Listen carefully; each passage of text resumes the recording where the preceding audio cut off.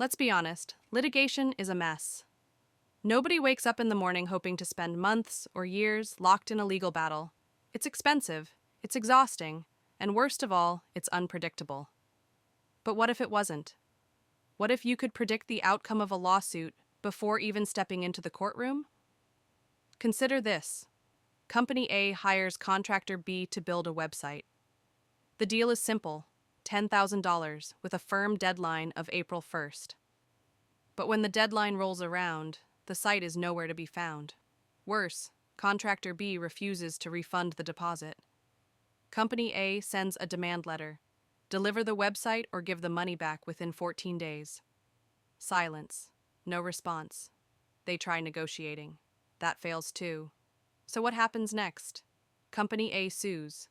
A formal complaint is filed in civil court, citing breach of contract and financial damages. The legal battle begins. But here's the million-dollar question. How likely is Company A to win? What are the odds the judge will rule in their favor? How much can they realistically expect to recover? Traditionally, these answers were left to lawyers, gut instinct, and expensive legal consultations. But now, a new player has entered the arena, legal judgment prediction, LJP. Using AI-driven models trained on thousands of past court decisions, LJP can forecast lawsuit outcomes, potential settlements, and even the likelihood of a case getting dismissed before trial. The implications are huge. Do we still need costly litigation when AI can tell us the probable verdict? Is this the beginning of a data-driven justice system, where decisions are less about hunches and more about hard probabilities? The legal world is changing fast. The only question is, will we embrace it? The paper and the torts.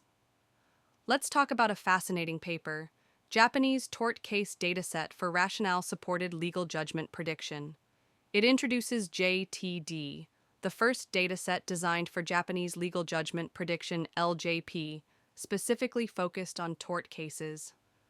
The dataset isn't just about predicting legal outcomes, it goes a step further, tackling two core challenges: tort prediction, TP, and rationale extraction, RE. But before we dive into the details, let's make sure we're all on the same page.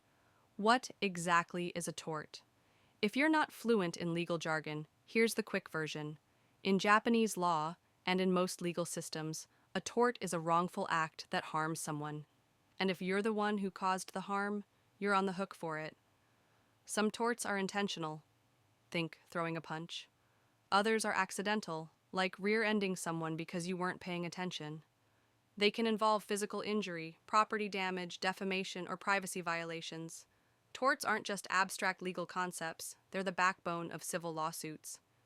And now AI is stepping in to make sense of them. Who's who in a lawsuit? In any legal dispute, there are two main players: the plaintiff, the person or entity bringing the lawsuit claiming they've been wronged; the defendant, the person or entity being sued, accused of causing the harm. Understanding TP and RE tort prediction. TP. This determines whether the plaintiff's claim is upheld, meaning the court agrees that a tort occurred. If TP is affirmed, the plaintiff wins. Rationale extraction, RE. This breaks down the reasoning behind the decision, pinpointing which arguments from both sides were accepted by the court in reaching the final verdict. Let's bring this back to our earlier example, Company A versus Contractor B. Plaintiff, Company A, the one suing. Defendant, Contractor B, the one being sued. Now, how does tort prediction, TP, apply? If the court sides with Company A, then TP is affirmed, the tort, a breach of contract in this case, is recognized, and Company A wins. If not, TP is denied, and Contractor B walks away without liability. But what about rationale extraction, RE? This digs deeper. Maybe the judge agreed that Contractor B failed to deliver, but found that Company A had also missed key contractual obligations. RE identifies which specific arguments from each side influenced the decision, separating the winning claims from the ones that didn't hold up. In short, TP tells us who won, while RE tells us why. The challenges in simple terms. Legal judgment prediction, LJP, faces two big challenges. Complex legal language. Laws often use vague terms instead of clear-cut rules. For example, Japan's tort law relies on broad principles rather than specific step-by-step guidelines. This makes it hard for traditional rule-based systems to determine case outcomes. AI, however, can learn patterns from past rulings and improve accuracy. Lack of explainability. AI models can predict case results, but can they explain why? In law, trust is everything.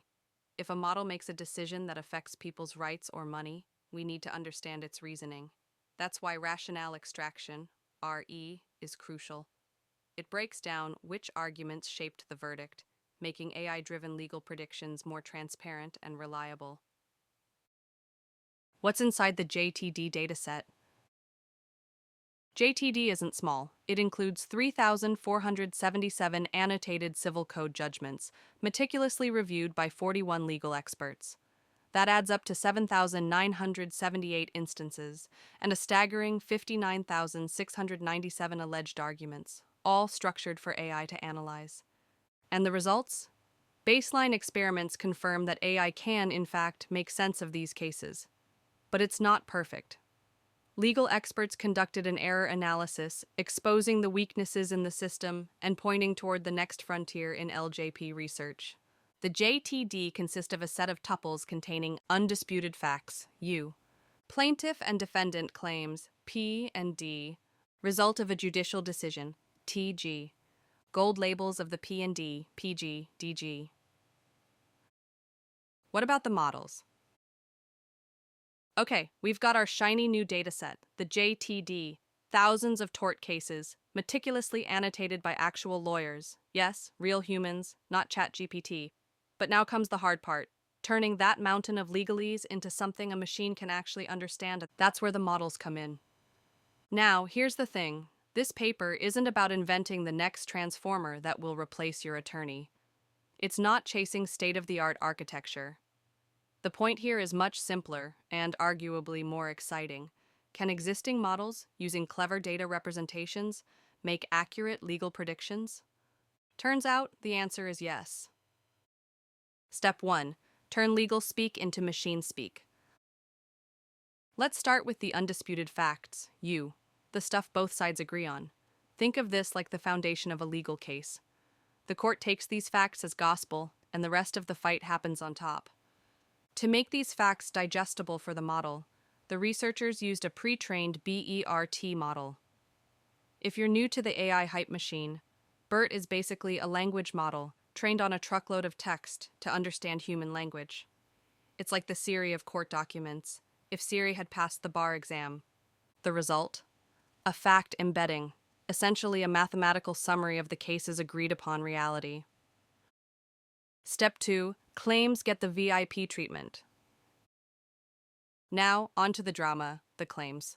This is where the plaintiff, P, says, "They hurt me," and the defendant, D, says, "No, I didn't."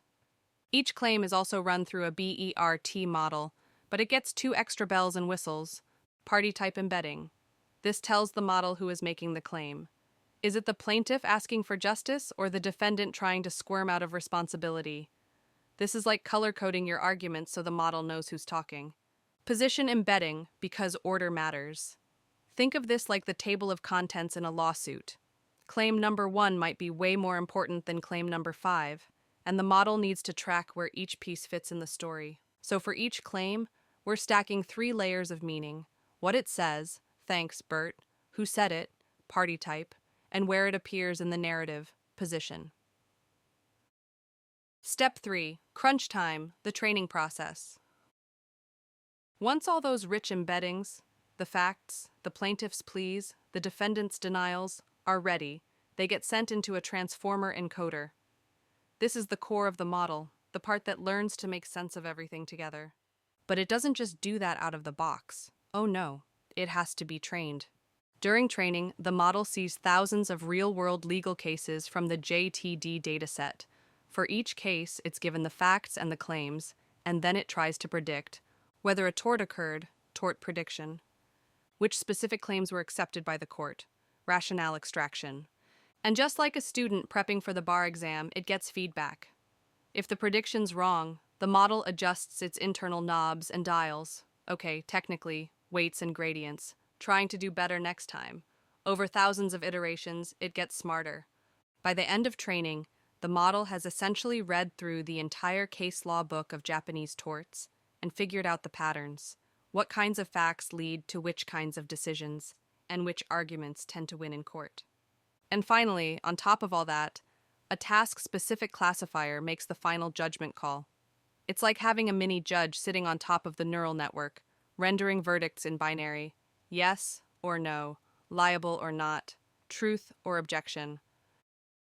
So, does it actually work? Let's cut to the chase. Yes, and surprisingly well, considering the messiness of real-world legal language. Tort prediction, TP. Did somebody break the law? When it comes to tort prediction, the models did a solid job. The best performer? A transformer-based setup that used all the fancy embeddings we talked about earlier: facts, claim position, party type, the whole package. The top model hit around 78% macro F1, which in plain English means it got things right way more often than wrong, and handled both positive and negative cases reasonably well. In the world of legal AI, that's pretty impressive. Remember, these are not binary math problems. They're nuanced human decisions based on complex language and logic. Rationale extraction, RE. Show your work. And then there's rationale extraction, the explain yourself part of the job. This is where the model has to say which specific claims from the plaintiff and defendant the court accepted. Think of it like highlighting the sentences that mattered most in the judge's mind. Here, too, the results were strong, with F1 scores for rationale extraction, reaching over 70% in the best cases. Not perfect, but enough to prove the point. The model isn't just guessing, it's actually understanding which arguments carried legal weight. Interestingly, the plaintiff's accepted claims were slightly easier for the model to spot than the defendant's. Maybe it's because plaintiffs usually have the burden of proof, and their claims tend to be more focused and structured. Or maybe AI, like judges, just finds plaintiffs more convincing. So, what's the verdict? The discussion in the paper is clear. This is just the beginning, but it's a powerful proof of concept. The results show that legal judgment prediction is no longer science fiction. It's a viable, data-driven tool.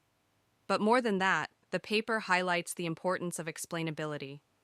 In law, you can't just say guilty and walk away. You need reasons, you need rationales, you need to show your work. And that's what makes this approach different from a black box model spitting out verdicts. It's not just accurate, it's interpretable. Judges, lawyers, and litigants don't have to blindly trust it. They can actually see which arguments the model found convincing, and why. Of course, it's not perfect. Some edge cases confuse the model, and legal language is still a moving target. But that's the nature of law, and of AI. Still, if you're a lawyer wondering whether to settle or sue, a tool like this might soon be whispering in your ear. You've got an 80% chance of winning, and here's why. Now that's a courtroom advantage no one saw coming.